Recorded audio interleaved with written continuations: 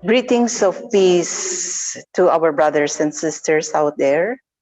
So, in behalf of the Bahrain Meditation Center, it's my pleasure to welcome everyone. So, it's always a pleasure to look forward this day that we can always connect even through through this through the Zoom. And we welcome the English group. This is one Zoom group, and the other Zoom group is the Arabic group, which is with Sister Awatif translating. And most of all, we would like to join me to welcome our dear beloved speaker, Sister Manda Patel. We truly appreciate your presence tonight, where once again we gather. Om Shanti, Sister. Good evening, Sister. Where we gather to receive very precious insights that I'm sure after tonight, these insights, these gems that we will get from you will truly help us to navigate our life amidst the uncertainty of this time, which truly has become a reality. So with us to make this a special evening is our dearly beloved special soul, Sister Manda Patel. And just to give you a brief background, I'm sure some of you have been with Sister Manda in one way or another. So anyway, just a background of Sister Manda. Sister Manda began her spiritual journey in London way back in 1981 at a very young age, and that is 21 years old. So while others at that age would be doing something else, but here is a very special soul who opted to start her spiritual journey. And with her experience of both Eastern and Western cultures, her passionate years of spiritual study, and most of all, being personally and spiritually mentored by one of the great spiritual leaders and teachers of all time, Daddy Yankee, Manda has become a truly cross-cultural person, which makes her build bridges between people of all backgrounds and cultures.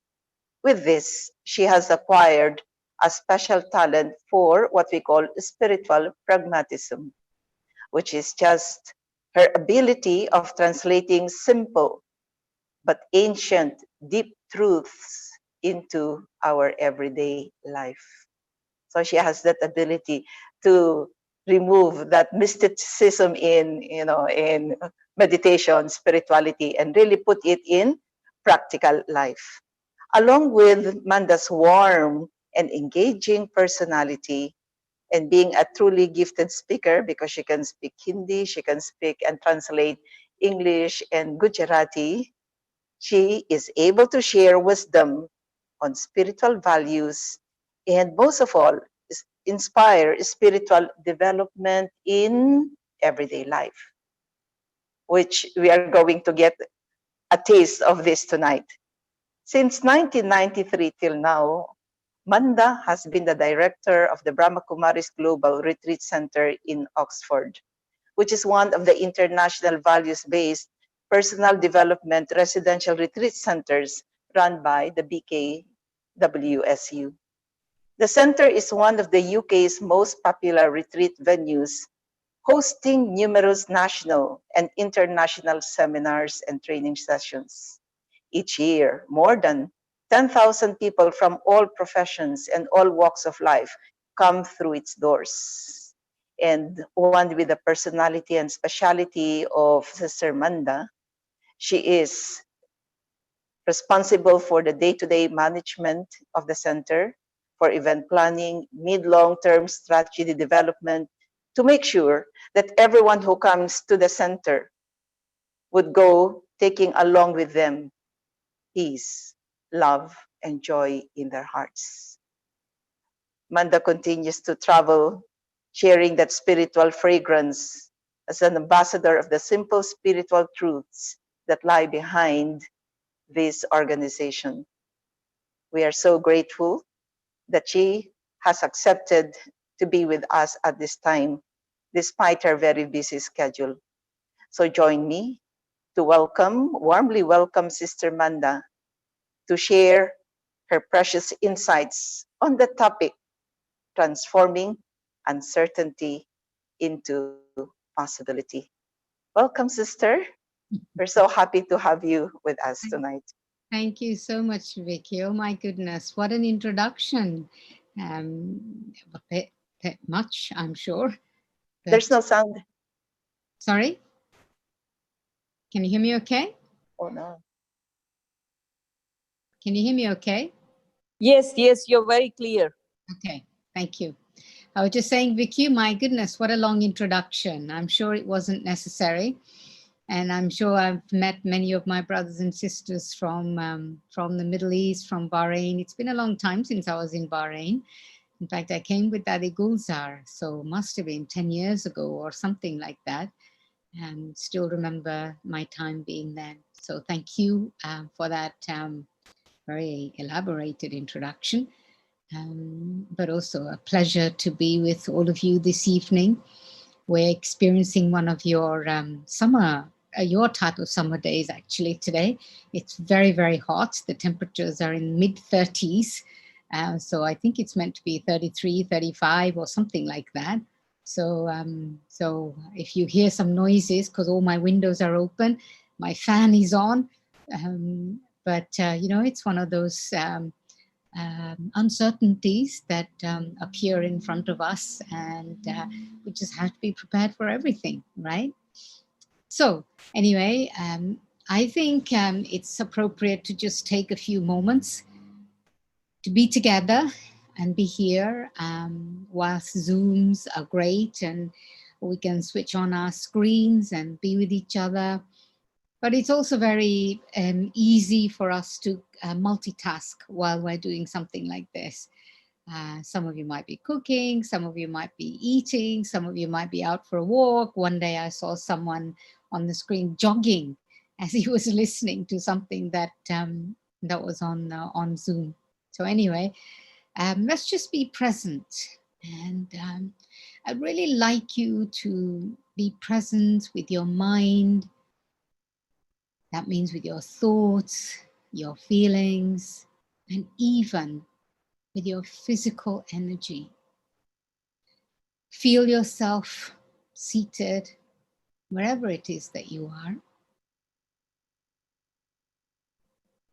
Feel yourself focused. Feel yourself held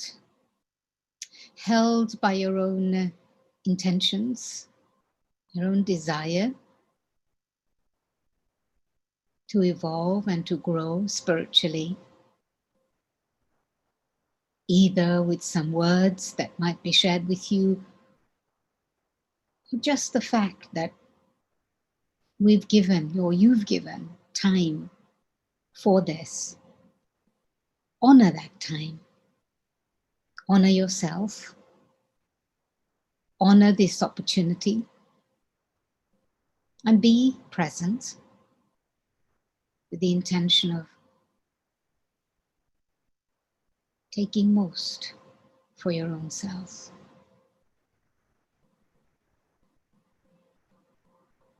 As you sit quietly, relaxed, observe your breath.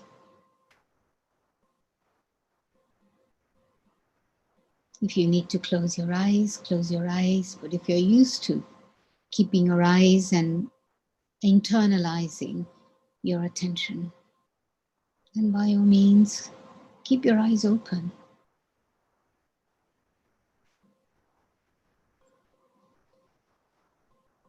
And as you watch your breath, as you observe your breath, watch the energy of your breath.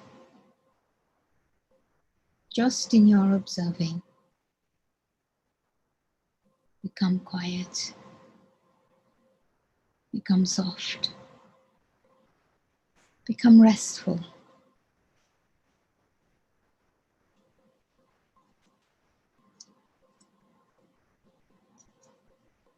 Watch how your breath makes your chest and your stomach rise and fall. Think of that rise and fall as a harmonious rhythm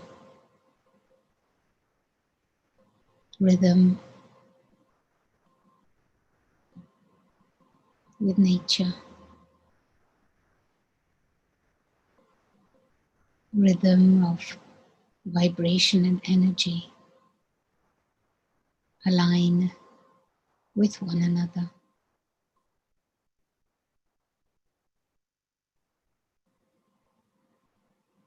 And as you observe this rhythm, tune into this rhythm and sense how the most critical, the most important moment in your life is this one, where you are right now. And almost as if this moment becomes so solid, so anchored right now. It's as if you are still and stable in this moment, in this time. And it's not necessary to expand your horizons into anything else, but just this time, this moment, and this space.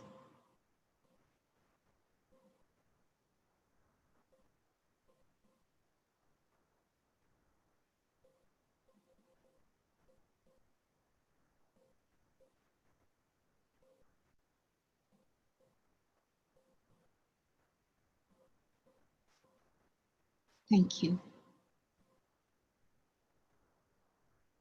Om Shanti. It's true that everything has become so uncertain right now. And in actual fact, everything was always uncertain, I think. But somehow, because the pace of that uncertainty was so slow, so gradual, or the pace of the change, I suppose what I'm referring to is that change is an inevitable aspect of life. And change has always occurred. And therefore, not knowing of that change has always been the reality in our lives. But somehow it wasn't so much of a bother. And the reason why it wasn't so much of a bother was because that change was so slow. The pace of it was so gradual. And somehow, in the gradualness of that pace, we were at the same time also preparing ourselves, or rather, it was not a conscious and deliberate preparation, but the preparation was happening because time was helping us to kind of getting in tune or stay in terms with the changes that were happening around us.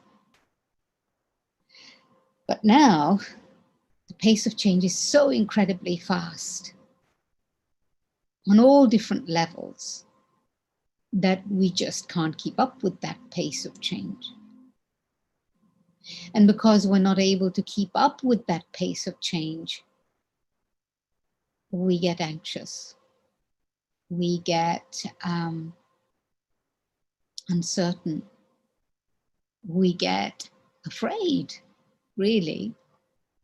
And the fear comes of that sense of not knowing, and whether I will be ready and prepared for what might come my way.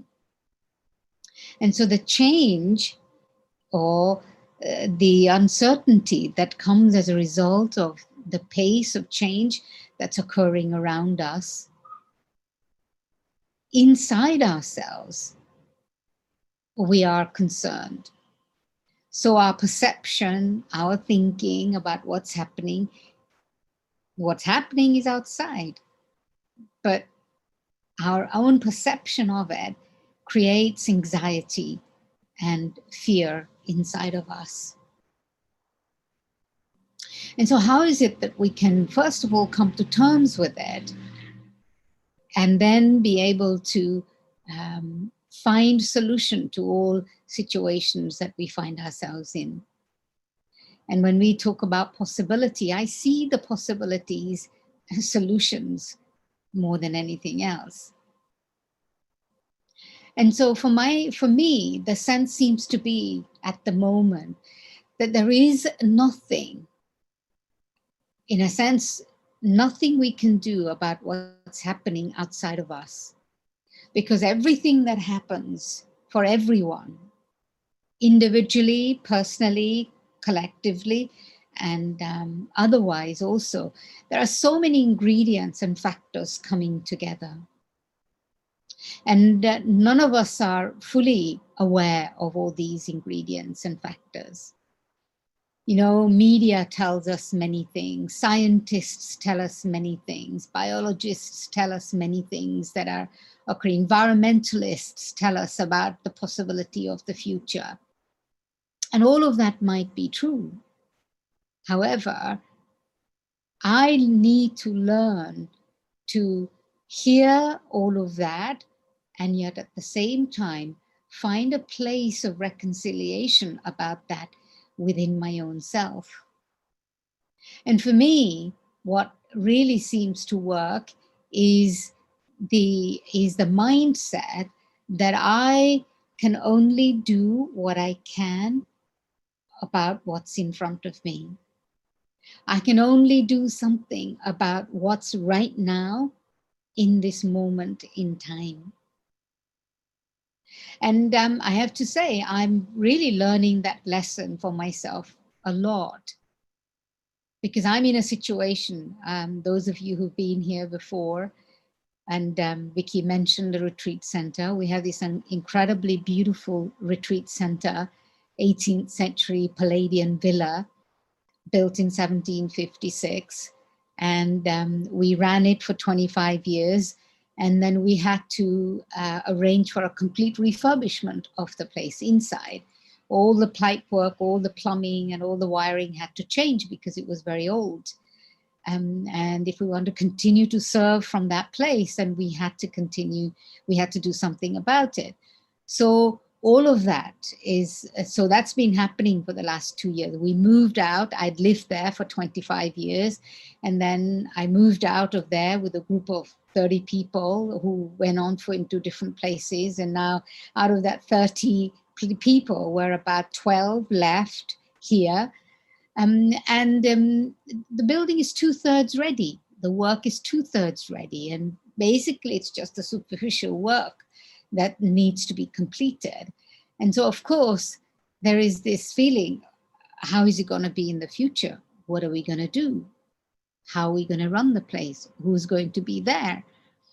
And since I was there for 25 years and all that's happened over the last couple of years, you know, for me, thinking about what's going to happen, how's it going to happen, and who's going to be there, and how are we going to run it? We can't run it as we ran it before. When I thought about all of that, I was having this incredibly overwhelming feeling of, I don't know how that can possibly be.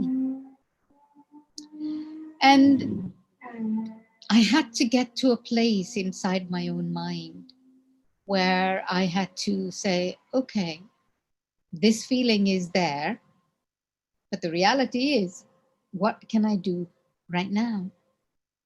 And I took a couple of days away to be by myself and just spent time completely alone being in silence, not thinking too much, because that was the very thing I needed to avoid, but I needed to feel not compelled,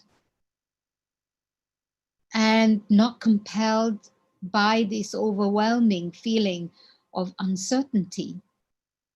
But the last day I was there, 2 or 3 days, and the last 2 days, last day I was there, I just said, okay, just do nothing and just wait until the next moment and inspiration comes to make something happen. And so I just spent the time sitting, reading, and then at one point I decided to have a little meditation and have a little conversation with God. And I said to myself, and then it was like I emerged this feeling of being in front of this amazing energy of deep love. That since God is this unconditional energy of love, so when I come in front of that love, who does not dictate anything to me, who just holds the space for me, what would that energy of love say to me right now when I say, this is really very overwhelming for me? And I did that. And I emerged this feeling of deep love, God's love, whose love is unconditional. It's exactly the same for every single human being. And I had this incredible feeling of being held, and as if God saying to me, you don't have to do anything. Why do you need to worry about anything? Leave it to me. I'll take care of it. I will do it. Just wait for my signals. And somehow being in that energy, being in that vibration, with that feeling, it was this something left me. This overwhelming feeling of a sense of responsibility to make things happen, to prod something or prompt something. And I also realized that I have the tendency of prodding and prompting and planning and, thinking about how should be and could be and ought to be and must be. I've known that for a long time, but it was that was making me feel that I have to do something about something that it's so uncertain. I have absolutely no idea about it. But when I sat in that feeling, it was as if something left me. This sense of worry and concern, not even really worry, but just anxiety that I have to make something happen about something that was so uncertain and unclear. So from that day onwards, that's been about 3 weeks or so now, from that day onwards, really, I haven't thought about it. And then also with it comes the feeling now that, well, yeah, let's evolve something. At least let's be present in what might be possible, and we can take it from there. And so really, I think the first and the foremost step is that of being present and practicing in my own mind. There are certain things that are our responsibility. When I say our, I mean us as human beings. And there are certain things that are not our responsibility. Our responsibilities are of those aspects that we can do something about, something that we know we can do and make happen. There are many things this in life that are beyond our control. And therefore, we just can't do anything about them. And what is helpful immensely is to create a mindset, a lifestyle, if you like, in which I am preparing for my own future. I'm preparing a mindset and an attitude that allows me to have the conviction, to have the faith, to have the patience to know that whatever comes is going to be good. Now, what I have learned over the years in my practice of Raja Yoga meditation with the Brahma Kumaris is that whatever's happened is good. Whatever is happening is good. And what's going to happen is even better. So this feeling of certainty is not outside. The feeling of certainty I have to create inside my own self. And this feeling of certainty comes through the awareness and the practice that what I think and feel inside myself is my sense of power, is my sense of clarity, is my sense of knowing. And this certainty I create through my own practice of meditation, but also an understanding that life is a drama and everything has its own part to play. Every situation has a purpose and a reason, and everything comes as a result of something else. The habit that we all tend to have is the habit of regrets of the past and worry about the future as a result of the regrets of the past, I feel. If I want to create openness and possibility, what I have to understand is that whatever's happened until now in the past has happened. It's finished. It's really past. This mindset of allowing the past to be finished and past is a very important aspect, because whatever is the past is not ever going to repeat in the same way. It will repeat to teach me some lessons if I'm not learning those lessons. What creates my sense of instability today is my regrets of the past. But I have to learn to make peace with my past. I need to learn the habit and the practice of seeing the thread of all the occurrences in my past and begin to see what is it that I need to learn so that I'm not part of the same situation again. Everything, the thing to understand also is that everything that happens in our lives, we are the creators of those. Everything.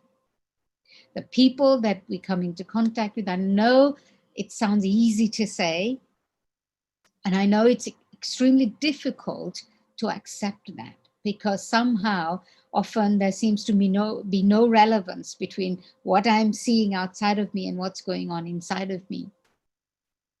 But there's an energy that accompanies us throughout our journey of life. And that energy that accompanies us throughout our journey of life is our experiences. And it's those experiences. How do I use those experiences? Do I spend my life feeling helpless as a result? Let's just stop for a couple of minutes. The music is just going off. It's 6 p.m. here. It must be whatever, 8 o'clock or something like that, or 9 o'clock at your end. So it's what we call traffic control, traffic of the mind to a control. So just to spend a minute and a half in silence, just reconnecting with ourselves.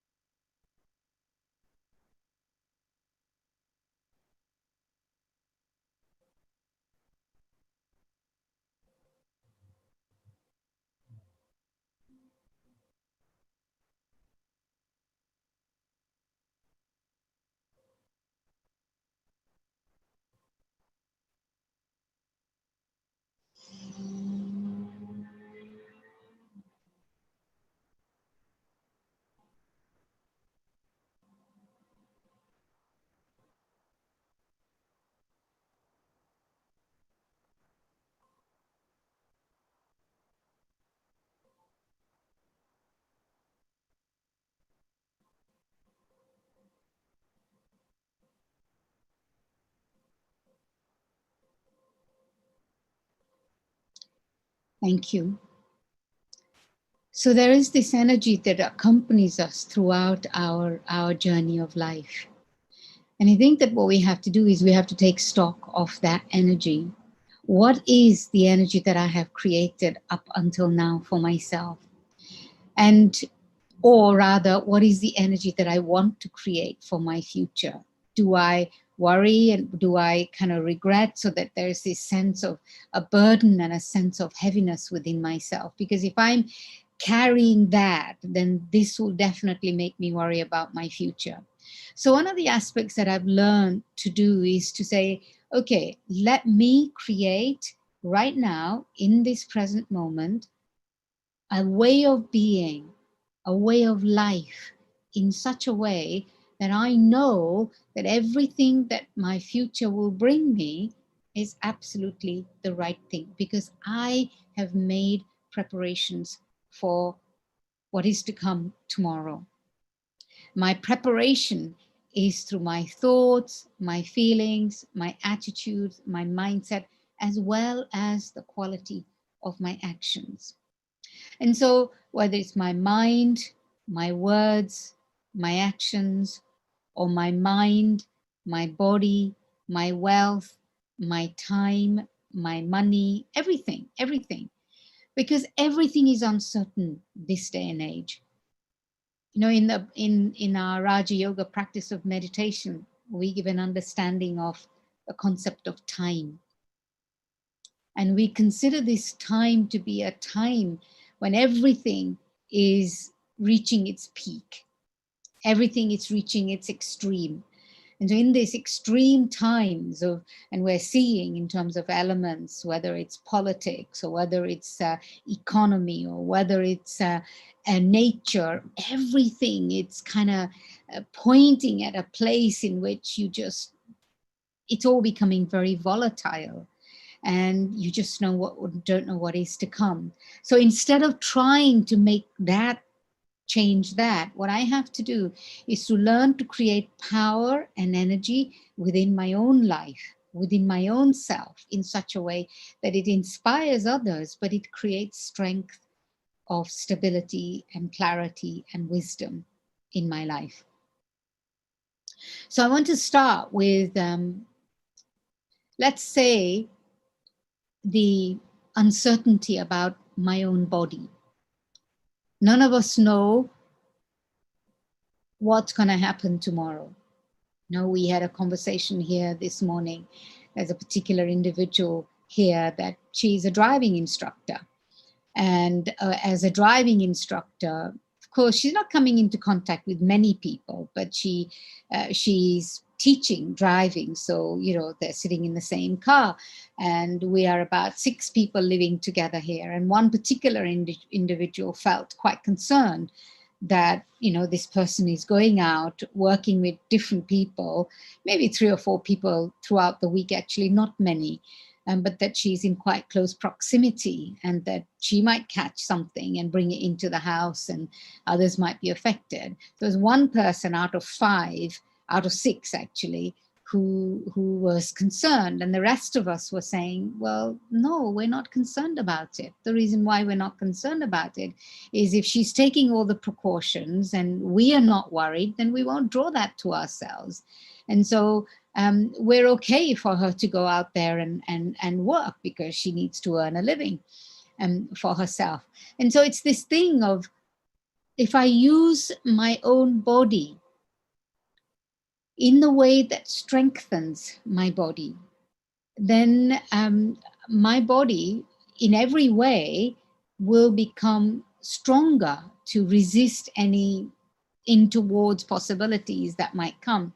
So if I'm looking after my body today, I'm eating well, I'm exercising, I'm sleeping well, but I'm using my body to support others, to do good work, to do service, to helping others. If I'm using my eyes to have good vision for other people, if my ears are being used to hear good things, if my mouth is speaking words that are supporting others, serving others, specifically sharing spiritual wisdom with other people, if I'm using my hands and feet to go out of my way to support other people, by doing all of this, my own body, I accumulate the energy of conviction that no matter what happens, my body will be well.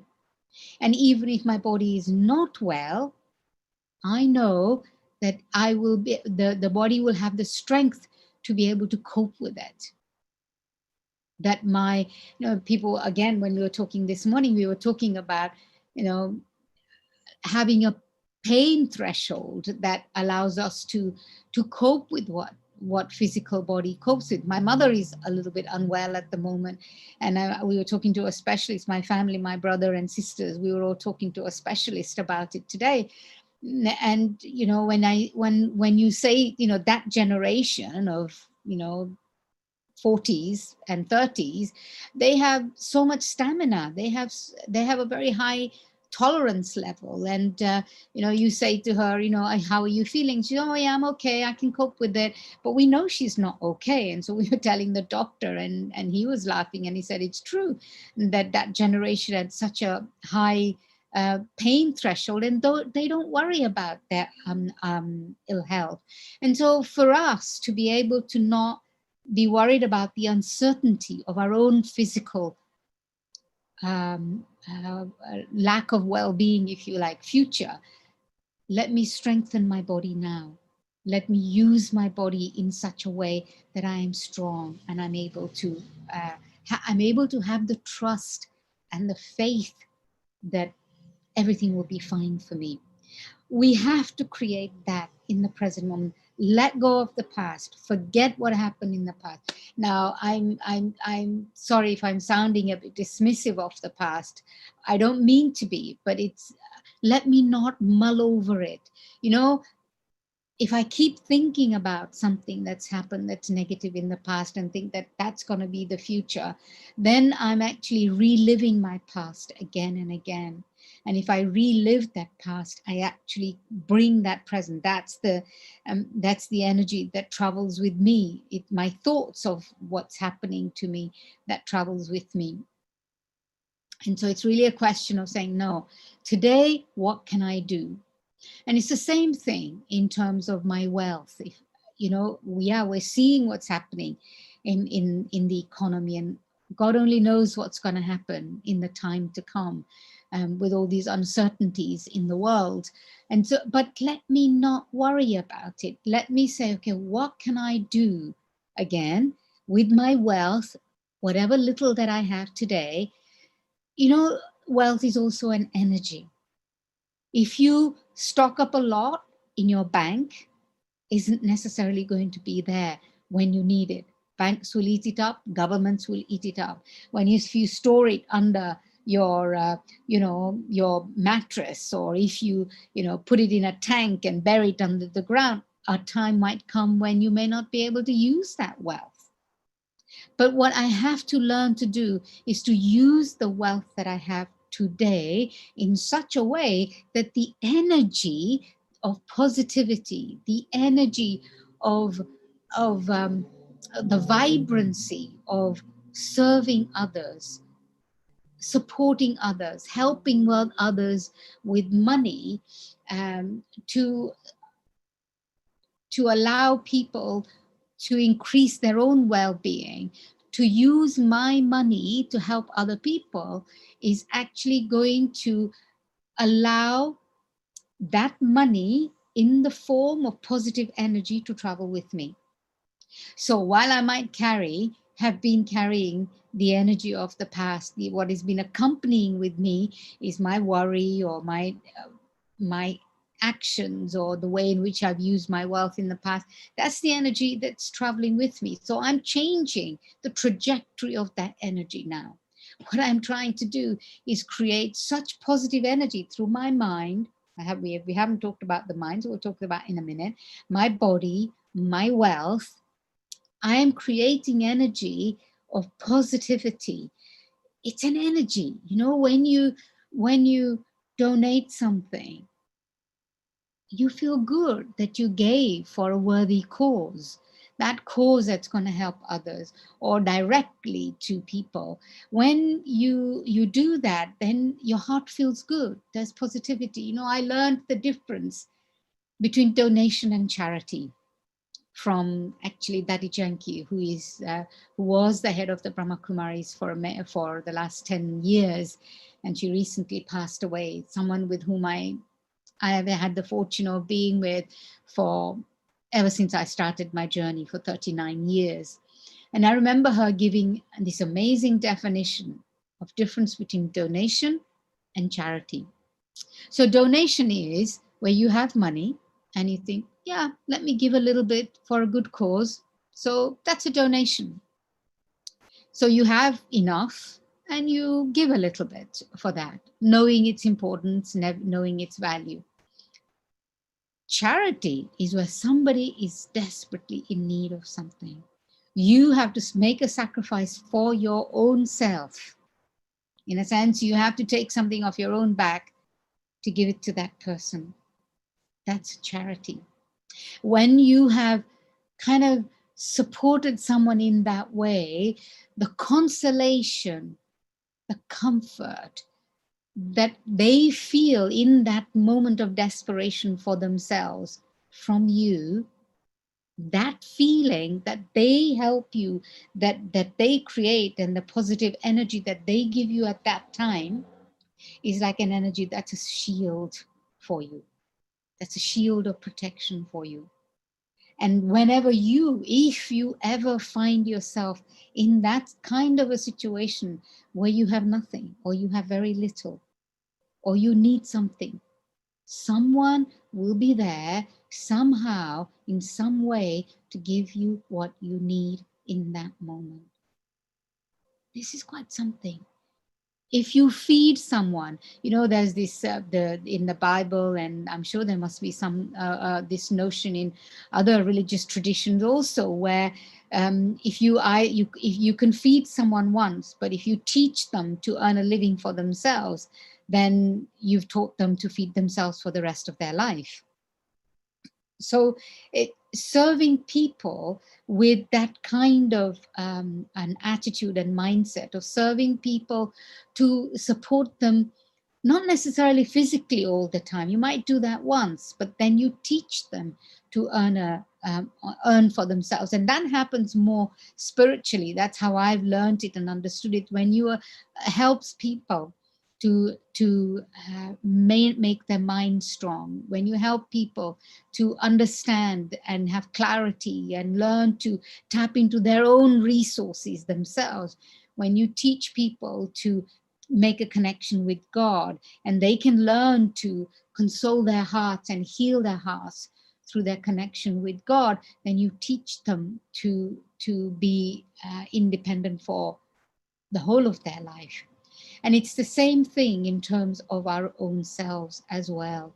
So it's like carrying that energy of positivity, carrying that energy of serving others. You begin to have trust.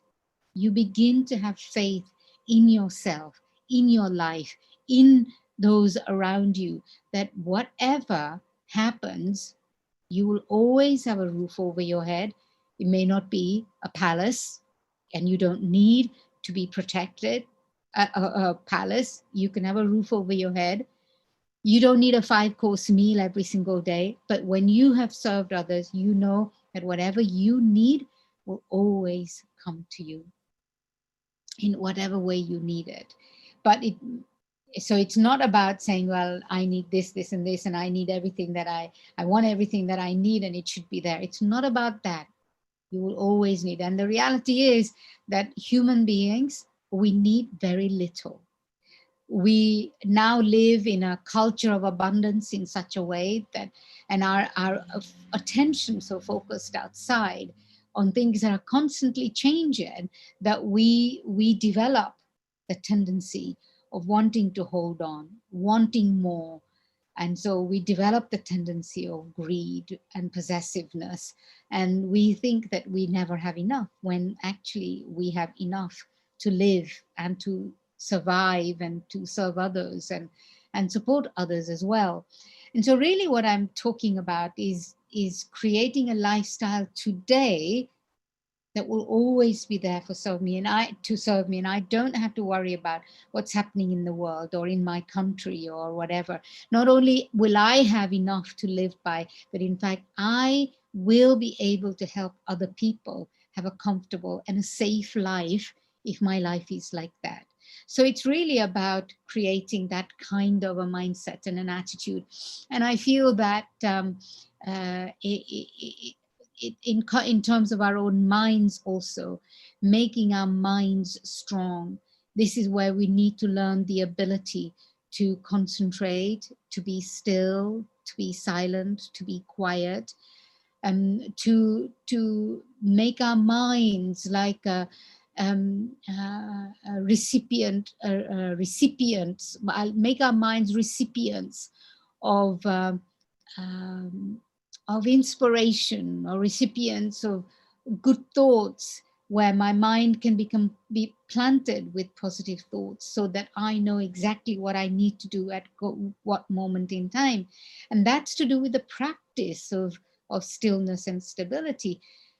But it's also to do with having faith, having conviction, and having trust. And this is something that I need to start developing today.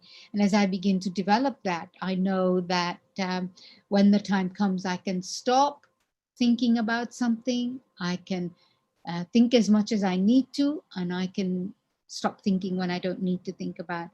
There are, because we live in this world of matter, and we know that matter is always changing.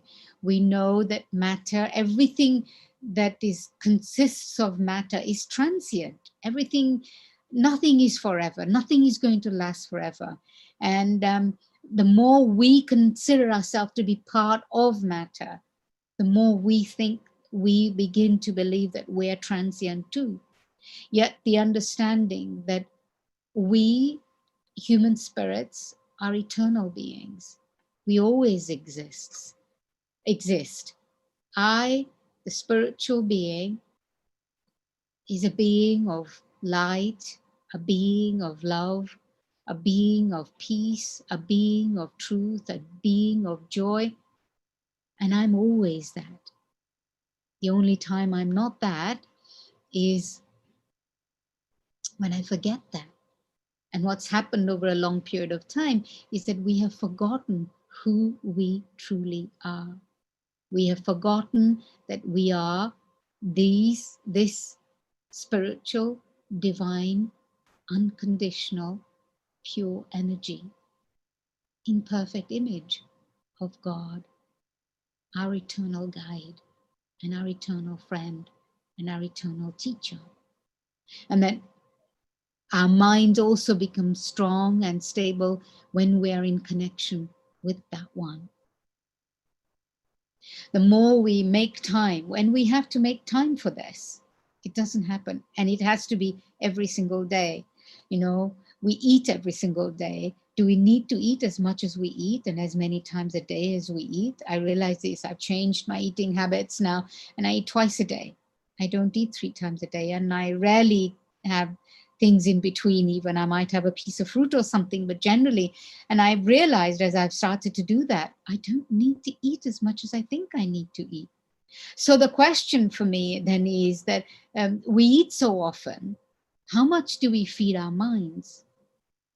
Or we think that, we think of God, we begin to start prayers when things go wrong so that, we can develop some stability, or we can connect with God in that moment of difficulty and complication.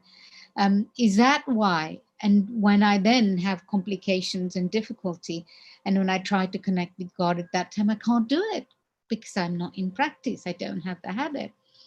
And so it's really about every single day, as many times in the day as possible. In fact, traditionally, I know in Islam, why is there the habit of prayers every single so many times in the day, so that we can reconnect with ourselves? It's an amazing practice. It's amazing that every 2 hours, 3 hours, however long it is, that in Islam people can stop to pray. And I wish we all had that practice. We've developed this practice of traffic control, that every hour we stop for a minute and a half. And if we don't develop that habit and practice of consistently building our own strength, then when we need the strength, it's not there. And so it's the same thing. It's about, don't look outside and worry about what is to come. Prepare yourself, prepare your mind, prepare your time, prepare your energy, so that you have absolute conviction that it's all going to be, it's okay. It's going to be okay for me. It's going to be okay for people around me. And therefore, then we are going to be able to support others too. And, something that I've really developed the understanding about so much in more recent time is that, here's the one: everything that happens, everything that is, everything is benevolent. Why? Even if it appears to be not benevolent, there is benevolence merged within that. Because God is the seed of the human world tree. And God's original quality, God's basic intrinsic nature is that of benevolence. And if God is the seed of the human world tree and we are part of that human world tree, then benevolence is the nature of us human spirits, but also it's the nature that we know. The situations and circumstances are part of that benevolence of God. And if it, even if it's unpleasant right now, by knowing it and seeing it and understanding it, I begin to actually see that what's going to come is going to be absolutely fine from that. I will have learned. Again, for me, it's been very interesting times over the last couple of years, and lots of difficulties and complications and obstacles, if you like. And I cannot say that I passed them all when they happened, but now I can see the benefit of those. I can, if nothing else, the benefit that I have learned from all of those things that have occurred that have been unpleasant is that I've learned to separate myself. I've learned to realize that nothing is under my control. And I learned to understand that the only time I can do something about whatever is happening around me is I create a distance, I create objectivity, I create separation between me and that which is happening outside of me. And when I can do that, then I have the clarity, I have the wisdom, I have the strength to be able to do something about it.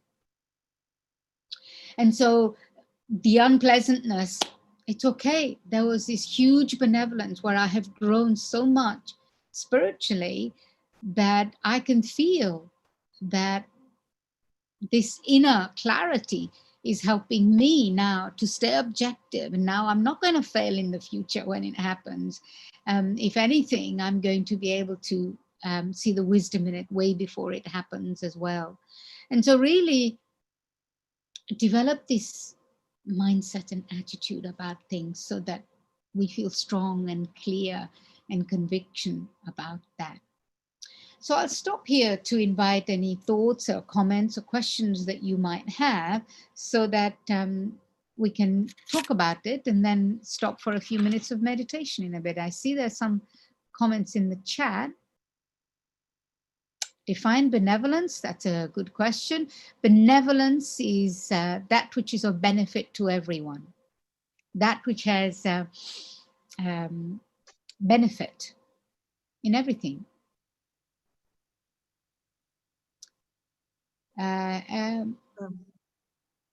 Sister, there was an earlier comment or request to again repeat your difference between donation and charity. Okay. Is that what it was? Catching up with that.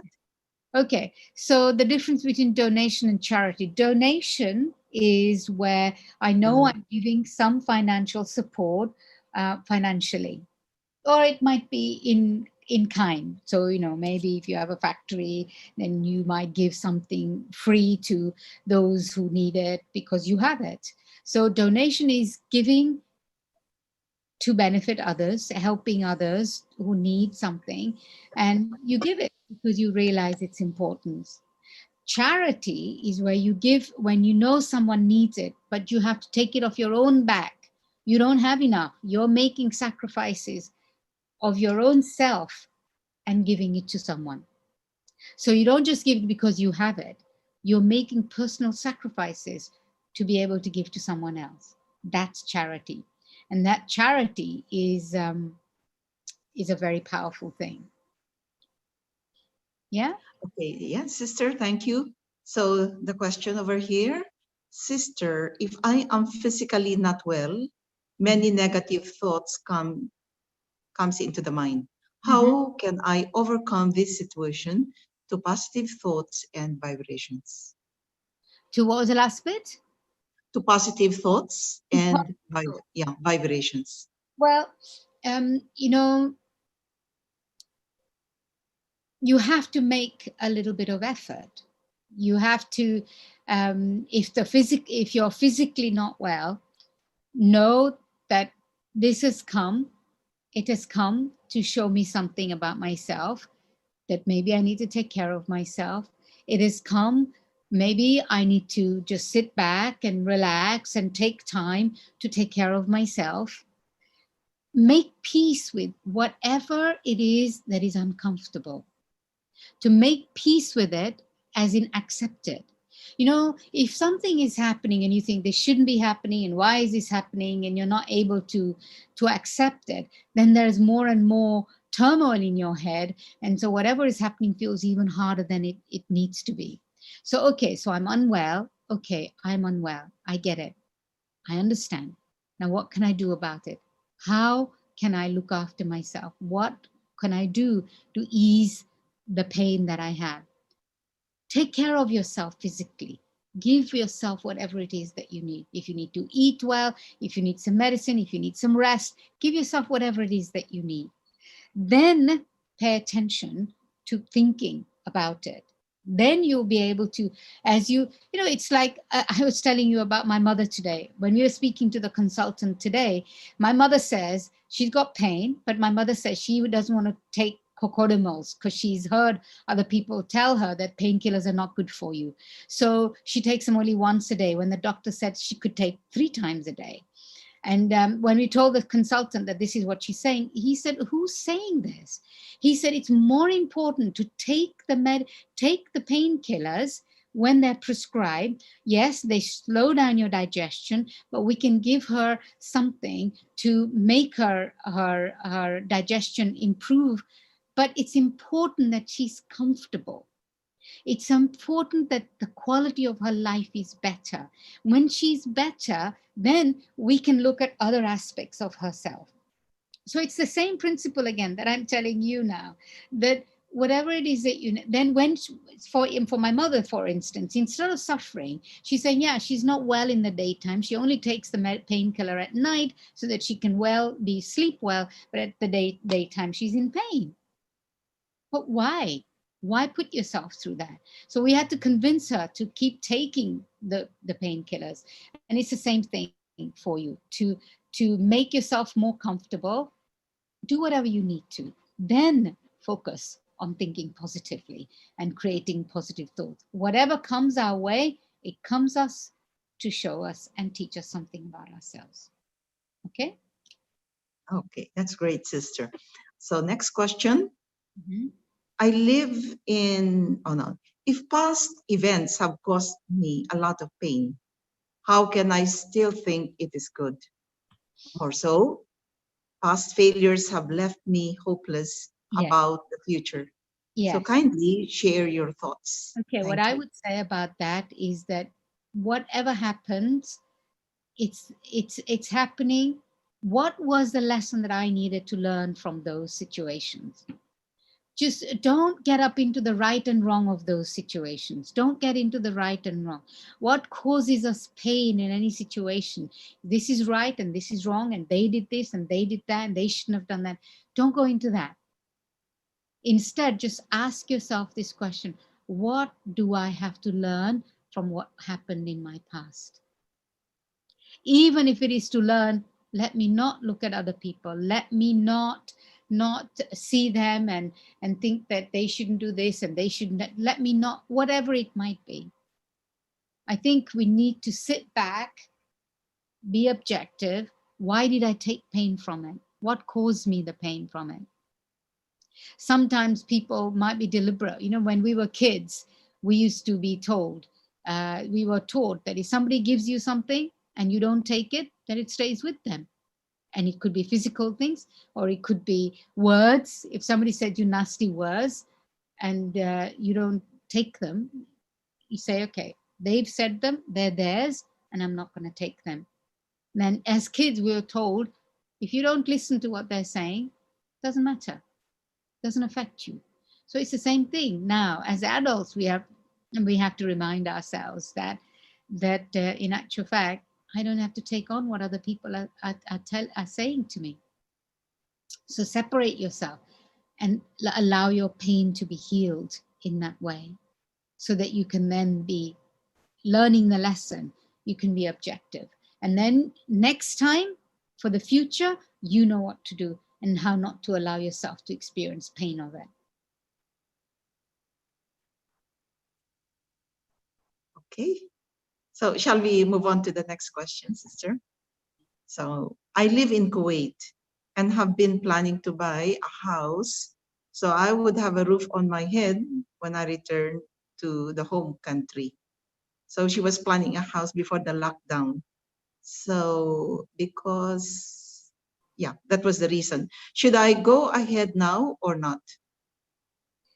Um, well, I'm not sure if I can really give you any specific advice on that.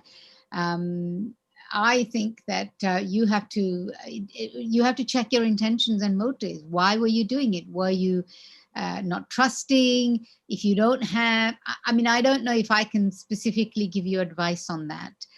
Maybe you can visit Sister Aruna at the center in Kuwait and ask her about it. She might know you more and she might be able to give you specific advice, but I'm not sure if I can really give you such a specific advice on that. Okay, next question. How do I know that I have approached spiritual awakening? This is from the Arabic group. How do I know that I have approached spiritual awakening?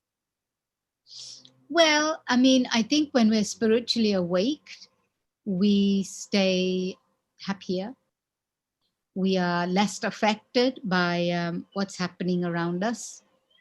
We have clarity, we have wisdom, and we are less selfish. We are more able to see things from other people's perspectives. We are able to give of ourselves to help others. I think some of these qualities mean that I'm waking up to spirituality. Okay, the next question. How to separate ourselves from other worldly things? Other worldly things? Okay. Yeah. Well, I think we can't separate ourselves from them, but we can separate our perspective of them, in the sense that we have to live in the world. We have to eat, we have to live, we have to engage with the world. We have to do all of those things. So we can't separate and isolate ourselves. But what we can do is not be so possessive about them. We not be so needy of them, so that we can develop a distance and space. The world, nature, everything there is there to serve us. Appreciate them, value them, have gratitude for all of those things, so that we can build a relationship rather than a feeling that I need to push them away or push them out of my life. So there is another part of that question, like separating from friends who cheated me, stole all my money, or a lover leaves. What is my lesson? That's a really good question. I mean, again, you might have to look at your own self. Were you trusting of them because of your own desire of wanting something from them? Emotional support. It might just have been emotional support, and so you didn't see that. You didn't develop the clarity to see their intentions. You know, when we become cheated, then we have to see, why is it that I was cheated? How were my eyes closed? How was my intellect closed that I didn't see it coming? What was it that closed my intellect? What was it that closed my ability to see it before it happened? And sometimes it can be that I was so caught up in wanting emotionally something from them that and they pretended to give me, and I didn't even see that they were pretending to give to me, and I wasn't, and I just thought it was real. It could be that kind of a thing. So that's why you have to look at yourself to see how you didn't see it coming. Why didn't you see it coming? Right? So the next, shall we move on to the next? Yes. Okay, we need to have some Your meditation. your insight for this, sister. So difficult to be alone. So somebody has put this comment. It's so difficult to be all alone. Yeah. So